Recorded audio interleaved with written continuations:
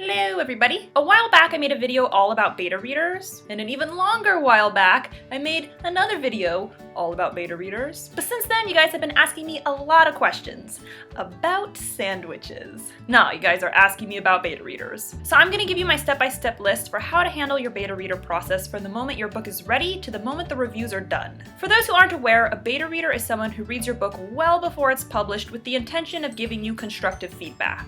Beta readers will tell you if the story is entertaining, if it's confusing, if they found any plot holes. And for many, it can be a really scary process. You're basically asking people to look for mistakes. But it's really necessary. Realistically, you want to know if there are any mistakes before the book gets published, right? Once it's published, oh well, shit out of luck. Now, writers have been using beta readers since the dawn of time. But being the hyper-organized, overly efficient cyborg that I am, I found a way to take the traditional beta reader process and spruce it up. My process focuses on data and trends. It's very analytical because that's how I do. But the point is to optimize your beta reader experience. Milk those fuckers for all they're worth. Employing these steps will help you get the maximum return out of your beta readers. Trust me, I'm a doctor. Actually, I went to business school, and this is a very business-minded take on the process. Step 1. Recruit your beta readers. This is the step I get asked about the most. How do I find beta readers? Forums, Craigslist, the black market? It's really not that complicated. I recruit beta readers on Facebook.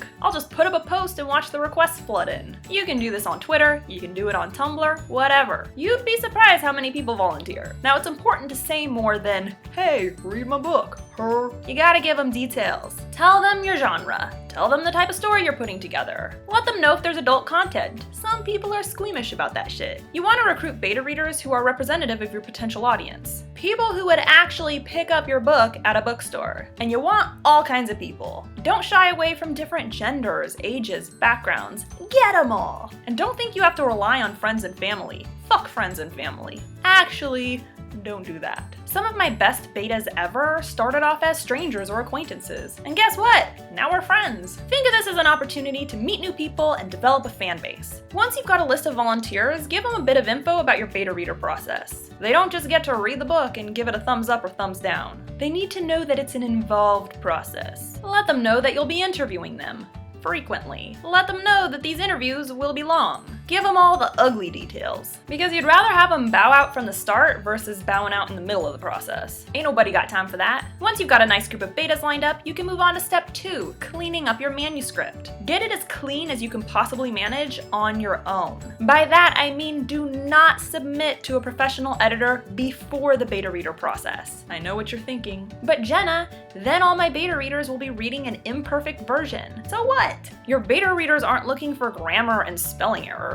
They're looking for plot holes. They're looking for inconsistencies. They're looking for problems within the content of the story. And guess what? They'll probably find some. Wouldn't it be really annoying if you paid hella money to have your book professionally edited, only to have a bunch of beta readers tell you that you needed to rewrite half of it? Seems like it would make much more sense to just save the professional edit until after the beta reader process. But that doesn't mean you should send your beta readers garbage. Get your manuscript nice and clean so the read is as easy for them as possible. You might want to forewarn your readers that the manuscript hasn't been professionally edited. Tell them to ignore the grammatical nonsense and just focus on the story as if they were reading any other book that they got from the library or bookstore. Now for step 3. Send out a chapter. Your betas get one chapter at a time. I know, talk about a tease. Let them know that you need to interview them directly after they finish the chapter, like seconds later. They finish, you review. Most of my betas will hit me up on the day they plan on reading and say, hey Jenna, I'm gonna read this afternoon. Does that work for you? And once you've got that squared away, you wait.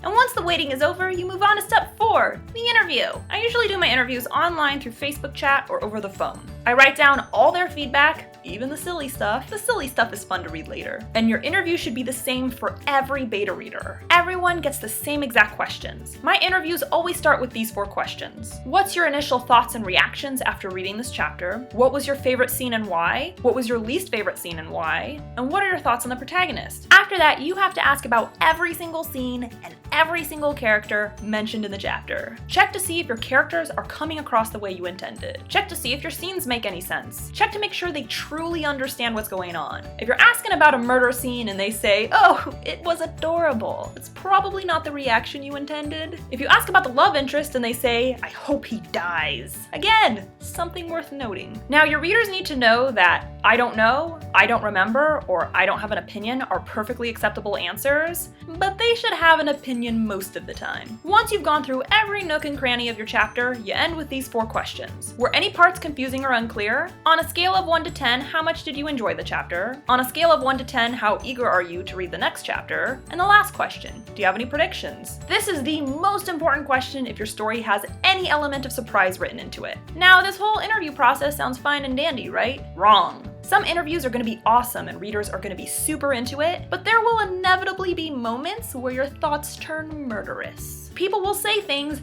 that'll make you go crazy. And it won't just be criticisms. I mean, there will definitely be criticisms, don't get me wrong, but some people will just not get stuff. Or they'll interpret shit totally wrong. And you'll be sitting there like, "She's evil! She's totally evil! How do you not see that she's totally fucking evil?" But you cannot react. You gotta be cool and calm and casual throughout the whole process. If you blow up at these people, 1, you're an asshole, 2, you're shooting yourself in the foot. No one will ever be honest with you, ever again. So be pleasant. That is great feedback. Wow, thank you, love it. And then when the review is over, that's when it's okay to have a meltdown. The hurt is so deep.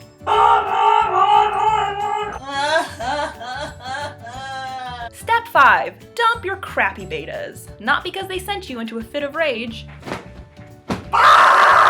Dump the ones that aren't helping you out. Betas should be honest, thorough, timely, and long-winded. If your beta has had a chapter for over a month and they haven't delivered, dump them. If your beta gives you one-word answers, dump them. If your beta plagiarizes you, fucking dump them. Now, beta readers aren't perfect. Unless I'm your beta reader, because, well, obviously, they'll screw up once or twice. That's okay. Go easy on them. This isn't that serious. You're not the soup Nazi of beta reading. No book for you. But if someone is consistently shitty, set them free to be shitty elsewhere. And now for the last step, analyzing the data. This is the part that scares a lot of writers, because writer folks plus statistics equals brain malfunction. I promise you the math is basic elementary school level shit. Compare everyone's answers with one another. Check to see how many people did not like the protagonist. Did one scene in your first chapter reign supreme as the least favorite scene? Then you know, okay, I either gotta fix the scene or dump the scene. I know this sounds like a tedious process, but it really isn't. It can actually be kind of fascinating, or depressing if you're noticing negative trends. But go through answer by answer and check to see where things are correlating. I'd say anytime you reach the 50% mark or surpass it, that's something to pay attention to. Whether it's positive or negative, that's something to look at. And check to see if there are trends within the people giving these responses. Are men enjoying your book more than women?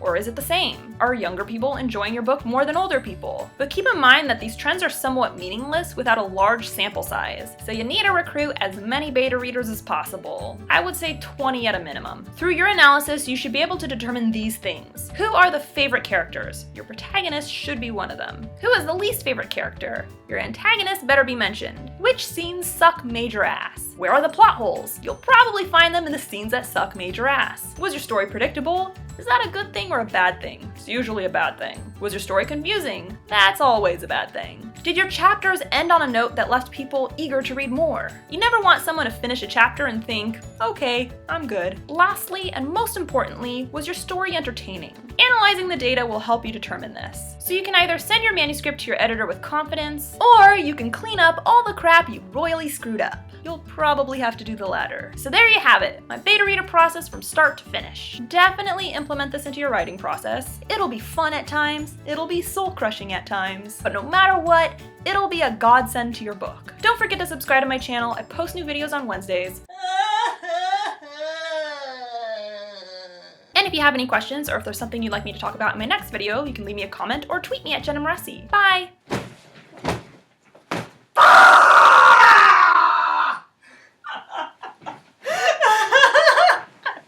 Oh man, my neighbors must think I'm nuts.